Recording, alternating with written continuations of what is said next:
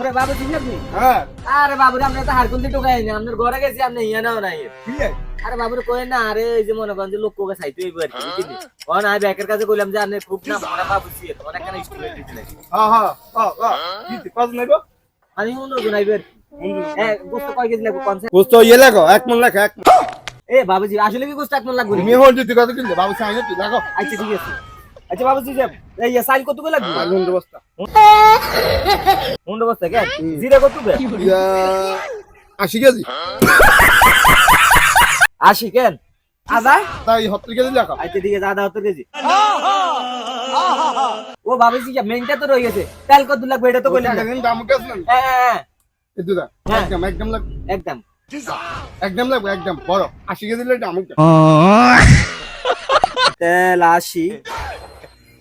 এ বাবুজি যে আসলে কি তেল 80 কেজি লাগবে? তুমি হল যদি কত কিনলে তুমি যদি যেটা লাগবে এটা লেখো আর মাল আনলে আর ফোন দিও আচ্ছা ঠিক আছে, আচ্ছা ঠিক আছে, হ্যাঁ হ্যাঁ তেল 80। যেটা দাম দেবে না হ্যাঁ তেল 80, আচ্ছা ঠিক আছে। খানা